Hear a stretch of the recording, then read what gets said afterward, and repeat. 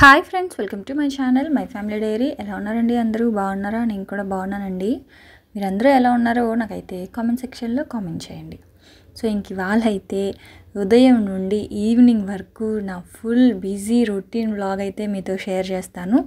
ఏంటంటే పీరియడ్స్ టైంలో నేను ఇంటిని ఎలా క్లీన్ చేసుకుంటాను, అలాగే ఎప్పుడు క్లీన్ చేసుకుంటాను, అంటే ఏ డే క్లీన్ చేసుకుంటాను, ఆ తర్వాత పూజ ఎప్పుడు చేసుకుంటాను, ఇవన్నీ కూడా నన్ను కామెంట్స్లో అడుగుతూ ఉన్నారు. చాలా రోజుల నుంచి అడుగుతున్నారు. నేనే ఎందుకులే అని చెప్పకుండా అలా ఉన్నాను. సో ఇవాళ ఏంటి అంటే నా పీరియడ్స్ అయిపోయిన తర్వాత నేను ఇంటిని ఎలా శుభ్రం చేసుకుంటాను, అలాగే పూజ అనేది ఏ డే చేసుకుంటాను, అవన్నీ కూడా మీతో షేర్ చేస్తాను. ఇంకా ఇవాళ KFC చికెన్ కూడా చేశాను. చాలా సింపుల్గా, పిల్లలు హాలిడేస్ కదా, ఈవినింగ్ టైం స్నాక్లా కనుక మీరు KFC చికెన్ చేసిస్తే చాలా ఇష్టంగా తింటారు. చికెన్ తినే పిల్లలు, తినని పిల్లల సంగతి కాదు, తినే వాళ్ళు మాత్రం KFC చికెన్ చాలా ఈజీగా చేయొచ్చు, చాలా ఇష్టంగా తింటారు పిల్లలు. సో ఇవాళ వ్లాగ్ అయితే కొంచెం పెద్దగానే ఉంటుంది. సో మీరు అడిగిన క్వశ్చన్స్ అన్నీ కూడా ఇవాళ వ్లాగ్లో ఉంటాయి. సో చివరి వరకు చూడండి, నచ్చితే లైక్ చేయండి. సో ఇక్కడ ఏంటి అంటే ఫస్ట్ మా వారి కోసం నేనైతే లంచ్ బాక్స్ కట్టాలి కదా, బెండకాయ వేపుడు చేసి మజ్జిగ పులుసు అయితే చేస్తున్నాను. దాంట్లోకి అయితే నేను బెండకాయలని నైటే కట్ చేసుకున్నాను. ఇలా నైటే కట్ చేసుకోవడం వల్ల బెండకాయలు త్వరగా వేగుతాయి, జిగురు అనేది ఎక్కువ రాదనమాట, జిగురు లేకుండా త్వరగా వేగిపోతాయి. సో ఇక్కడ ఏంటంటే ముందుగానే పల్లీలు అవన్నీ కూడా ఫ్రై చేసి పెట్టుకున్నాను. చట్నీ కోసం కొంచెం ఎక్కువే చేసేసాను, ఎందుకంటే ఒక 2 డేస్కి ఉంటుంది కదా అని. రోజు పల్లీ చట్నీ చేయాలంటే చిరాకు వస్తుంది. సో చట్నీ చేసేసి ఎంత కావాలో అంత మనం ఇప్పుడు ఉంచుకొని మిగతా అది డీప్ ఫ్రిడ్జ్లో పెట్టేస్తే అది గడ్డగట్టేస్తుంది కదా. సో గడ్డగట్టడం వల్ల మనకి చట్నీ అనేది జిగురు రాకుండా 2-3 డేస్ అయినా సరే ఏమీ పాడవదు. సో ఆ రోజు చట్నీ చేయాలంటే చిరాకు వచ్చి ఇవాళ కొంచెం ఎక్కువ క్వాంటిటీలో చేశాను అనమాట పల్లీ చట్నీ. ఆ తర్వాత ఇంకా ఇక్కడ ఉల్లిపాయలు అవన్నీ కట్ చేసుకున్నాను కదా, మజ్జిగ పులుసు అలాగే వేపుడు, బెండకాయ వేపుడు రెండు కూడా ఒకటేసారి తాలింపు అయితే పెట్టేస్తున్నాను 2 కడాయిల మీద. రెండిటికి సేమ్ పోపే కదా, ఆవాలు జీలకర్ర. ఆ తర్వాత మజ్జిగ పులుసులో కొంచెం మెంతులు అయితే వేస్తాను, వేపుడులో మెంతులు వేయను అనమాట. సో ఎండుమిర్చి వెల్లుల్లిపాయి కొంచెం పోపు ఎక్కువ పెట్టానండి కడాయిలో, ఎందుకంటే చట్నీ చేస్తున్నాను కదా. సో చట్నీలో కూడా కొంచెం పోపు అయితే తీసుకుంటాను అనమాట. సో నాకు ఇలా అలవాటు. మీలో ఎంతమంది ఇలా ఫాస్ట్గా ఒకటేసారి 2-3 వంటలు చేస్తారులేండి బహుశా, ఎందుకంటే ఉదయం పూట లంచ్ బాక్సులు ఫాస్ట్గా అవ్వాలి అంటే తప్పదు కదా. ఒకటేసారి 2-3 ఏంటి, కుదిరితే 4 కూడా చేస్తారు కదా. సో ఇక్కడైతే మాత్రం నేను ఒకవైపు చట్నీ అయితే మిక్సీ చేసుకుంటూ ఉన్నాను, తర్వాత ఇలా ఫ్రై చేసుకుంటూ ఉన్నాను అనమాట ఒకటేసారి ప్యారలల్గా. ఇక్కడ ఏంటి అంటే ఆవాలు జీలకర్ర, ఆ తర్వాత శనగపప్పు, మినపప్పు, వెల్లుల్లిపాయి, ఎండుమిర్చి అన్ని పోపు వేగిపోయిన తర్వాత ఆనియన్ వేసుకున్నాను. ఆనియన్ కూడా వేగిన తర్వాత కట్ చేసి పెట్టుకున్న బెండకాయ ముక్కలు, తర్వాత ఉప్పు పసుపు అయితే వేసుకుంటా ఉన్నాను. సేమ్ అదే పక్కన ఉన్న కడాయిలో కూడా మజ్జిగ పులుసులో కూడా అంతే, కాకపోతే అందులో పచ్చిమిరపకాయలు కూడా వేసుకున్నాను మజ్జిగ పులుసు కాబట్టి. ఎండుమిర్చి పచ్చిమిర్చి 2 వేసుకున్నాను. సో ఇప్పుడు ఉప్పు పసుపు రెండిట్లో వేసేసి ఇలా ఫ్రై చేసుకుంటా ఉన్నాను అనమాట. సో జిగురు రాకుండా బెండకాయ ఫ్రై చేయాలి అంటే మాత్రం నైటే కట్ చేసి పెట్టుకోండి, ఎక్కువ జిగురు రాదు, త్వరగా వేగిపోద్ది అనమాట. సో అక్కడైతే అది వేగుతూ ఉంది. ఇక్కడేమో మజ్జిగ పులుసుకు కూడా పోపు అయితే వేగిపోయింది. ఇక్కడ ఏంటంటే పోపు వేగిపోయాక స్టవ్ ఆఫ్ చేసేసి పెరుగు అందులో వేసేయడమే అనమాట. చిక్కటి పెరుగు, కొంచెం వాటర్ మిక్స్ చేస్తే చాలు. ఇవాళ నేను మామూలుగా పెరుగుని మిక్సీలో ఒక పల్స్ ఇస్తాను, అప్పుడు గడ్డలు లేకుండా పెరుగు అనేది సాఫ్ట్గా ఉంటుంది. కాకపోతే ఇవాళ టైం లేదు, అలాగే వేసేసాను అనమాట. ఆ తర్వాత ఇడ్లీ పెట్టేస్తూ ఉన్నాను, ఉదయం కదా. సో మా మామయ్యకి ఇడ్లీయే మెయిన్ వారంలో, అంటే మామయ్యనే కాదు మా వారికైనా సరే మెయిన్గా ఎక్కువ ఇడ్లీయే తింటారు 3-4 డేస్. అందుకని మ్యాక్సిమం ఇడ్లీయే పెడుతూ ఉంటాను. పల్లీ చట్నీ రొటీను, దాంట్లోకి ఎలాగో ఫ్రిడ్జ్లో అల్లం పచ్చడి ఉంది, అలాగే కారం కూడా ఉంది, వెల్లుల్లి కారం ఉల్లి కారం అంటాం కదా. సో కారం కూడా ఉంది కాబట్టి పల్లీ చట్నీ కూడా కొంచెం ఎక్కువ క్వాంటిటీలో చేశాను. ఇక్కడైతే ఇదిగోండి, ఇది బాగా వేగిపోయింది కదా. ఇది వేగిపోయిన తర్వాత ఇందులో ఉంది అంటే పల్లీల పొడి కానీ లేదంటే కొబ్బరి పొడి కానీ వేసుకుంటానండి. ఇది పల్లీల పొడి, వేయించిన పల్లీలలో ఉప్పు కారం అంతే, ఇంకేం వేయలేదు. ఉప్పు కారం వేసుకొని పౌడర్లా చేసి పెట్టుకున్నాను. ఇది అన్నంతో కూడా తినొచ్చు, ఇలాగా వేపుడులో కూడా వేసుకోవచ్చు. ఏం లేదు, సింపుల్గా సిమ్లో ఆయిల్ ఏమీ లేకుండా డ్రై రోస్ట్ చేసుకున్న పల్లీలలో సాల్ట్ కారం వేసుకొని మిక్సీ చేసుకున్నాను పౌడర్ లాగా, అంతే. ఇది చాలా బాగుంటుంది వేపుడులోకి. ఒకవేళ మీ దగ్గర అది లేదు అంటే శనగపిండి ఉంటుంది కదా, సో శనగపిండి కూడా ఒక 2 స్పూన్లు వేసుకున్నాము అంటే ఏదైనా వేపుడులో అది కూడా కమ్మగా ఉంటుంది. కాకపోతే శనగపిండి పచ్చి శనగపిండి కదా, స్మెల్ వస్తుంది కాబట్టి కొంచెం వేగాలన్నమాట. ఇంక ఇక్కడైతే పల్లీలు నేను ఫ్రై చేసినవి కాబట్టి ఇంక వేసి ఊరికి అటు ఇటు ఒక 1 మినిట్ అలా ఫ్రై చేసి స్టవ్ ఆపేసాను. ఇంకా బాక్స్ అయితే కట్టేస్తూ ఉన్నాను మా వారికి. ఇంకా మామయ్యకి కూడా టిఫిన్ పెట్టేశాను, మా వారికి ఏమో లంచ్ బాక్స్ ప్యాక్ చేస్తూ ఉన్నాను. సో ఇది మార్నింగ్ సెక్షన్ అనమాట. నిద్ర లేవగానే ఇంకా తెలుసు కదా, ఇంకా లంచ్ బాక్స్ అయితే ప్యాక్ చేయాలి. సో వంట అయితే చేసేసాను, మజ్జిగ పులుసు అలాగే వేపుడు అనమాట. ఇంకా మామయ్యకేమో చికెన్ కర్రీ ఉంది. సో ఇంకా సపరేట్గా వేరే కర్రీ అయితే ఏం చేయలేదు. మామయ్యకి కూడా ఇడ్లీ పెట్టేశాను, తినేశారు. తినేసిన తర్వాత మామయ్యకి ఏదో పని ఉందని ఇంకా బయటికి అయితే వెళ్ళారు, మా వారేమో వెళ్ళిపోయారు. ఇంక ఇప్పుడు నేనేంటి అంటే ఇల్లు క్లీన్ చేసే ప్రోగ్రామ్ పెట్టుకున్నాను. సో నేను ఎప్పుడు క్లీన్ చేసుకుంటాను అంటే పీరియడ్స్లోనండి. చాలామంది 3rd డే క్లీన్ చేసుకుంటారు, 5th డే పూజ చేసుకుంటారు కదా. అంటే ఇక్కడ వైజాగ్ పద్ధతి చెప్తున్నాను. వైజాగ్లో చాలా మటుకు అందరూ కూడా 3rd డేనే బట్టలన్నీ ఉతికేసి ఇల్లంతా క్లీన్ చేసేసుకొని 5th డే పూజ చేసుకుంటారు. కానీ నా మటుకు నేనేం చేస్తాను అంటే 5th డేనే ఇల్లు మొత్తం క్లీన్ చేసుకొని 6th డే పూజ చేసుకుంటానండి.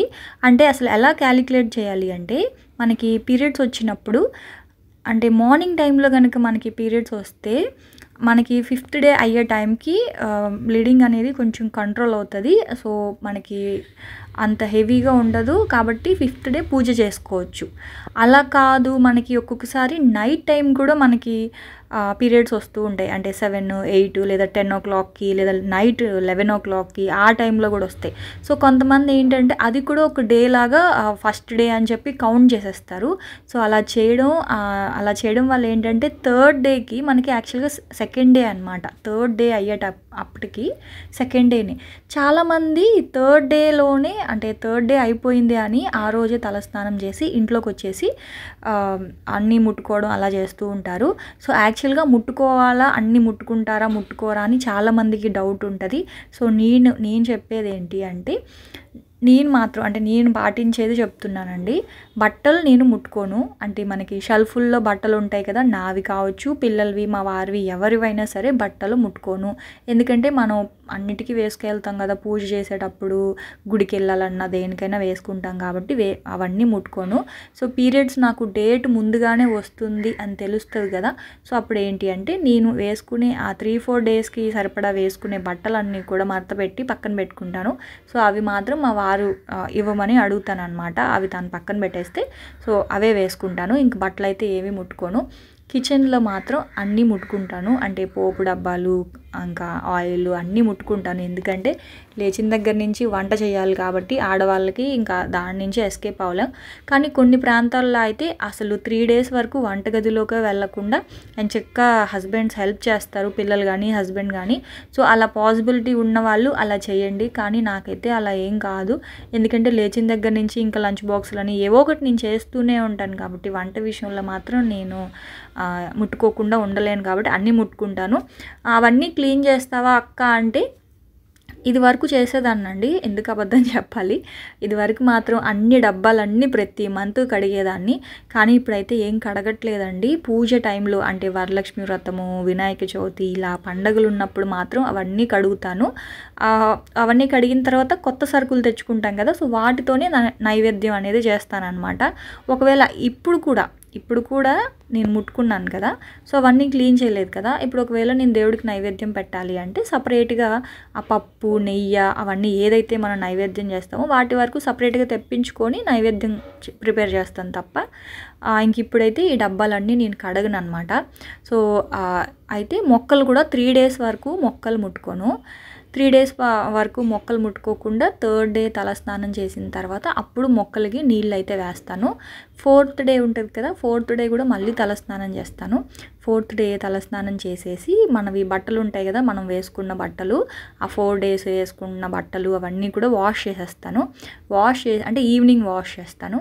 వాష్ చేసిన తర్వాత డ్రమ్ క్లీన్ చేసేస్తాను అనమాట. మొత్తం ఆ వాషింగ్ మిషన్లో డ్రమ్ క్లీన్ పెట్టేస్తే హాట్ వాటర్ తోటి మొత్తం అంతా క్లీన్ అయిపోద్ది. ఆ తర్వాత మళ్ళీ 5th డే మళ్ళీ తలస్నానం చేసి, అంటే డైలీ ఇంకా 3 days వరుసగా తలస్నానం అయితే చేస్తాను. 3rd day, 4th day, 5th day.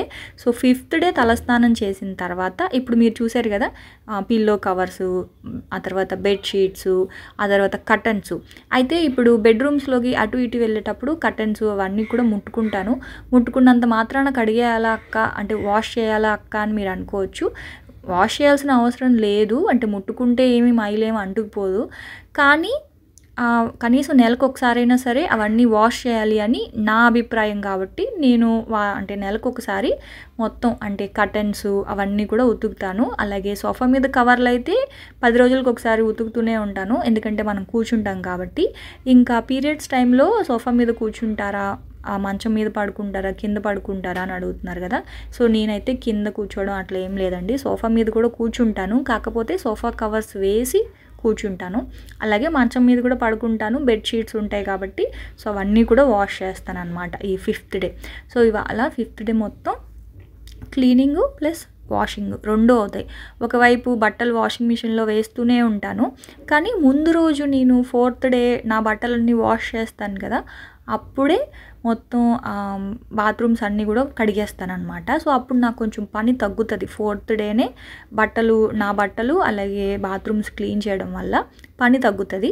5th day ఏంటి అంటే వాషింగ్ మిషన్ వేస్తూ ఇంకొక వైపు ఇదిగోండి కిచెన్ అంతా కూడా క్లీన్ చేస్తున్నాను. కిచెన్ క్లీన్ చేయడం అంటే గ్యాస్ స్టవ్ క్లీన్ చేసుకోవడం, ఆ తర్వాత ఆ జాడీలు ఉన్నాయి కదా, ఉప్పు జాడి, పంచదార అవన్నీ. సో వాటి వరకు క్లీన్ చేస్తాను, ఎందుకంటే అవి కొంచెమే ఉన్నాయి కాబట్టి అవన్నీ కొంచెం పక్కన పెట్టేసి జాడీలు అవన్నీ క్లీన్ చేస్తాను. కానీ ఇంకా కంప్లీట్గా కందిపప్పు డబ్బాలు, మినపప్పు డబ్బాలు అవన్నీ మనం ముట్టుకున్నాం కదా అని అవైతే నేనేం వాష్ చేయనండి, చెప్పాను కదా. సో పూజ చేసేటప్పుడు మాత్రం సపరేట్గా నైవేద్యం కావాల్సినవన్నీ తెచ్చి పెట్టుకుంటాను అనమాట. ఎందుకంటే ప్రతి మంత్ ఆ బాక్సులు అవన్నీ కడగడం అంటే చాలా పని అయిపోతుంది. ఇది వరకు అదొక ఓసిడీ లాగా ఉండేది, కడిగేసేదాన్ని. సో దానివల్ల చాలా స్ట్రెయిన్ అయిపోతున్నానని సో నాకు నేను తగ్గించుకున్నాను. ఎందుకంటే ఇది వరకు పెళ్లి కాకముందు కూడా కాదు, రాజమండ్రి వెళ్ళే వరకు కూడా అలాంటి ఫార్మాలిటీస్ ఏమీ ఉండేవి కాదు, అన్నీ ముట్టుకునే వాళ్ళమి. క్లీనింగ్ అంటే ఇలా మొత్తం గ్యాస్ అంతా క్లీన్ చేసుకోవడం, బట్టలు వాష్ చేసుకొని ఇల్లంతా మాప్ పెట్టుకోవడం, 6th డే పూజ చేసుకోవడం అలా. సో 6th డే కూడా అంటే చెప్పాను కదండి మీకు కౌంటు. సో మనకి ఎప్పుడు పీరియడ్స్ వస్తాయో దాన్ని బట్టి పూజ అనేది చేస్తానన్నమాట. సో కంప్లీట్గా బ్లీడింగ్ అనేది ఆగిన తర్వాతనే పూజ అయితే చేసుకుంటాను నేను. అది 5th డే కావచ్చు, 6th డే కావచ్చు. సో ఒక్కొక్కసారి 6th డే చేస్తాను, ఒక్కొక్కసారి 5th డే చేస్తాను అనమాట. సో మీకు అర్థమైందని అనుకుంటున్నాను. అంటే అది ఈ ప్రాబ్లం అనేది ఇప్పుడు రీసెంట్గా మ్యారేజ్ అయిన వాళ్ళు కావచ్చు. సో అందరూ చాలామంది అక్క అని సంబోధిస్తున్నారు. అంటే చాలామంది నాకంటే వయసులో చిన్న వాళ్ళే ఈ క్వశ్చన్స్ అన్నీ అడుగుతున్నారు. నేను ఇంకోటి చెప్తున్నానండి, ఒకవేళ పెద్దవాళ్ళు అంటే బాగా తెలిసిన వాళ్ళు, ఎక్స్పీరియన్స్ ఉన్న వాళ్ళు మన సబ్స్క్రైబర్స్లో ఇప్పుడు నా వీడియో చూస్తున్న వాళ్ళు ఎవరైనా ఉన్నా, సో మీకు తెలిసిన సజెషన్స్ కూడా కామెంట్స్లో పెట్టండి. సో ఎవరికైనా తెలియని వాళ్ళు తెలుసుకోవాలి అనుకుంటే తెలుసుకుంటారు. ఇప్పుడు నేను చెప్పేదంతా కూడా కేవలం నా పర్సెప్షనే, నేను ఏదైతే చేస్తానో మా ఇంట్లో అదే చెప్తున్నాను. సో అన్నీ ముట్టుకుంటాను అంటే అన్నీ ముట్టుకుంటాను. సో సోఫా మీద కూర్చుంటాను, సోఫా మీద కవర్స్ ఉతుకుతాను, బెడ్ మీద పడుకున్న బెడ్షీట్స్ అన్నీ ఉతుకుతాను, ఇంకా కర్టన్స్ అవన్నీ ముట్టుకుంటాం కాబట్టి కర్టన్స్ అన్నీ కూడా వాష్ చేస్తాను, గ్యాస్ స్టవ్ అవన్నీ క్లీన్ చేసుకుంటాను. మామూలుగా అయితే షెల్ఫ్లు అవన్నీ కూడా ప్రతి మంత్ క్లీన్ చేస్తాను. కాకపోతే మొన్న ఊరు నుంచి వచ్చేటప్పుడే కదా అవన్నీ క్లీన్ చేశాను, అందుకని అవన్నీ క్లీన్ చేయలేదు. అది ముట్టుకోవడం వల్ల క్లీన్ చేస్తారా అక్క మీరు అంటే అలా ఏం కాదండి. నెలకు ఒకసారి ఇల్లు శుభ్రం చేసుకోవాలి అనే ఒక ఆలోచనతో అలా నెలకొకసారి ఖచ్చితంగా ఆ మొత్తం అంతా క్లీన్ చేసుకుంటాను అంతే. కంపల్సరీ అంటే కంపల్సరీ అయితే ఏమీ కాదు. సో ముట్టుకోకూడదు అనేది మైండ్లో నుంచి అయితే నేను కూడా ఇప్పటి నుంచి అన్నీ తీసేస్తూ ఉన్నాను. కాకపోతే పసిపిల్లలు, మొక్కలు ఇలాంటి వాటికి కొంచెం మైలుగాయలు తగిలితే అవి సరిగా ఎదగవు, పిల్లలకి ఒంట్లో బాగాలేకుండా వస్తుంది అని అంటారు కదా. సో అందుకని నేను మొక్కల జోలికి వెళ్ళను 3rd డే వరకు. మా వారే వేస్తారనమాట వాటర్ అయితే. ఇంకా గ్యాస్ అంతా క్లీన్ చేసుకున్న తర్వాత ఇంక ఇల్లంతా కూడా మాప్ పెట్టుకున్నాను. ఇంక ఇది వచ్చేసి మెయిన్ గుమ్మం కదా. సో ఇవన్నీ కూడా ముట్టుకుంటూ ఉంటాం కదా. సో వాటర్తో కడిగేస్తాను మామూలుగా అయితే. కాకపోతే ఇప్పుడు అక్కడ ఫ్రిడ్జ్ పెట్టాం కదా, వాటర్ అంటే ఫ్రిడ్జ్ మీదకి తులుతాయి కాబట్టి ఒక తడి క్లాత్ తీసుకొని ఇలా తుడిచేస్తున్నాను. బెడ్రూమ్కి ఈ రూమ్కే కదా మెయిన్గాన. సో అటువైపు ఉన్న చిన్న రూమ్లోకి కూడా నేను అసలు ఏం వెళ్ళలేదు కాబట్టి చిన్న రూమ్ కూడా నేను పెద్దగా ఏం క్లీన్ చేయలేదు. జస్ట్ మాప్ పెట్టాను తప్ప బెడ్షీట్స్ అవన్నీ కూడా నేనేం ముట్టుకోలేదు కాబట్టి ఇంకా అవన్నీ నేనేం వాష్ చేయలేదు. ఆ తర్వాత ఇంకా మొత్తం అంతా కూడా ఇక్కడ కడిగేసి బాల్కనీ అంతా కూడా కడిగేసి ఇప్పుడు ముగ్గు పెట్టేస్తున్నాను. ఎవరో అన్నారు అక్క మధ్యాహ్నం పూట ముగ్గు పెట్టకూడదు అని. అందుకే ఇప్పుడు టైం యాక్చువల్గా 3:34 అలా అవుతుంది. సో అందుకని ఇంకో పనిలో పని బాల్కనీ అంతా కడిగి ముగ్గు పెట్టేస్తే ఓ పని అయిపోద్ది కదా అని, అప్పుడు ఇల్లు మొత్తం క్లీన్ అయ్యింది అని కొంచెం ప్రశాంతంగా ఉండొచ్చు. ఇప్పటికీ ఇల్లు అయితే క్లీన్ అయిపోయిందండి. ఇంకా బాత్రూమ్ ఒక్కసారి నార్మల్ వాష్ చేసేస్తాను. అంటే ఇప్పుడు బట్టలన్నీ కూడా ఆరబెట్టాను కదా. సో ఇప్పుడు ఏంటంటే నార్మల్గా ఒకసారి క్లీన్ చేస్తే ఇంక మొత్తం అంతా క్లీన్ అయిపోయినట్టే. రేపు ఉదయం మళ్ళీ ఇంకొకసారి తలస్నానం చేసి అప్పుడు దేవుడి దగ్గర అంతా పూజా మందిరం అంతా క్లీన్ చేసుకుంటానమాట. సో అది రేపటి వ్లాగ్లో చూద్దురు. అయితే ఇంకా ఇక్కడ ఈవినింగ్ అయితే స్నాక్స్ చేశాను. ఈవినింగ్ స్నాక్ ఏంటి అంటే ఇది KFC చికెన్ చేశాను. ముందు రోజు చికెన్ కర్రీ చేశాను కదా, కొంచెం చికెన్ తీసి పెట్టాను. అందులో చికెన్ ఇది బోన్లెస్ చికెను నీట్గా వాష్ చేసి సాల్ట్ వేసి పెట్టేశాను అనమాట. చికెన్లో సాల్ట్ వేసి పెట్టేస్తే చికెన్ అనేది చాలా సాఫ్ట్ అయిపోద్ది. ఇప్పుడు అందులో నేను ఒక 1/2 గ్లాస్ పాలు పోసాను. ఆ తర్వాత ఒక స్పూన్ వరకు మిరియాల పొడి అయితే వేసానండి. మనం తినే స్పైస్ని బట్టి. కారం అవన్నీ ఏం వేయలేదు, మిరియాల పొడి ఒక్కటే వేసాను. ఆ తర్వాత ఒక 1/2 స్పూను అల్లం వెల్లుల్లి పేస్ట్ అయితే వేసేసి మొత్తం అంతా కూడా ఇలాగ మిక్స్ చేసుకుంటూ ఉన్నాను. సాల్ట్ ఆల్రెడీ వేసాను కాబట్టి ఇంక ఇప్పుడు సాల్ట్ అయితే వేయలేదు. ఇప్పుడు దీన్ని అయితే కొంచెం సేపు నానబెట్టి పక్కన పెట్టేశాను. ఇప్పుడు ఒక ప్లేట్ తీసుకొని ఒక 1/2 కప్పు మైదా, ఒక 1/2 కప్పు కార్న్ఫ్లోర్ అనమాట. రెండు కూడా ఈక్వల్ క్వాంటిటీలో తీసుకోండి. ఇంకా అందులో ఏం వేయాల్సిన అవసరం లేదు. ఉప్పు కానీ కారం ఏం వేయొద్దు. ఓన్లీ ప్లెయిన్ మైదా పిండి, కార్న్ఫ్లోర్ తీసుకోండి. ఇప్పుడు దీన్ని మొత్తం కూడా ఇలా నీట్గా మిక్స్ చేసేసుకోండి. బాగా మిక్స్ అయిపోయిన తర్వాత ఇప్పుడు దీన్ని కోట్ చేసుకోవాలన్నమాట. ఇదిగోండి ఇప్పుడు ఇది ఉందా చికెను. సో ఇప్పుడు ఈ చికెన్ అంతా కూడా నేను ఒక ప్లేట్లోకి తీసుకుంటున్నాను. ఎందుకంటే ఒక ప్లేట్లోకి తీసేసుకున్న తర్వాత అందులో మనం పాలు పోసాం కదా. సో ఆ పాలల్లో మళ్ళీ డిప్ చేసి ఆ మైదా పిండి కార్న్ఫ్లోర్లో కనుక మనం కోట్ చేసాము అంటే బాగా టూ లేయర్స్ అంటుకుంటుంది అనమాట. సో అప్పుడు KFC చికెన్ చూడండి పైన అంతా కూడా ఫ్లేకీగా వచ్చి ఉంటుంది, క్రిస్పీగా ఉంటుంది తినేటప్పుడు కదా. సో అలా కావాలి అంటే ఇలా కోట్ చేయాలన్నమాట. సో ఫస్ట్ అయితే బోన్లెస్ చికెన్ అంతా కూడా ఇలాగా మైదా పిండి కార్న్ఫ్లోర్లో ఫస్ట్ అయితే ఇలా వేసేయాలన్నమాట మొత్తం అంతా. ఇది చిన్న పీసెసే కాబట్టి నేను అలాగే వేసేస్తున్నాను. ఒకవేళ పెద్ద పీసెస్ అనుకోండి ఏం చేస్తారంటే కొంచెం దంచాలన్నమాట.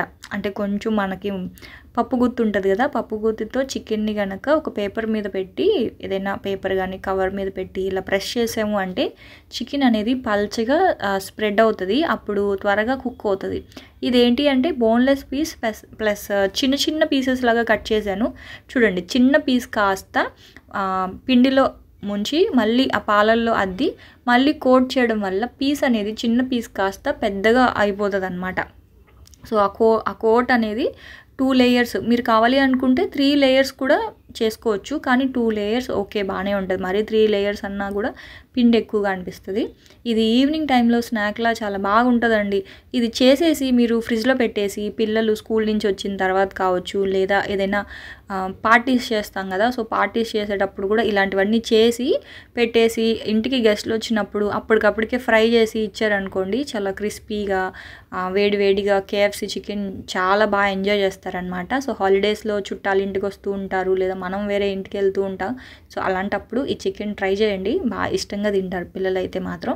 సో ఇదిగోండి చూసారు కదా, చికెన్ అయితే ఫస్ట్ పిండిలో అద్దాలి, ఆ తర్వాత ఆ పాలల్లో అద్దాలి, మళ్ళీ తీసి మళ్ళీ సెకండ్ టైం కోట్ చేయాలి. సో మొత్తానికి ఇలాగా పిండి అయితే మాత్రం బాగా గట్టిగా ఇలా ప్రెస్ చేయండి, అప్పుడే మనకి బాగా ఇట్లా ఫ్లేకీగా కొంచెం అలా క్రిస్పీగా కనిపిస్తుంది అనమాట.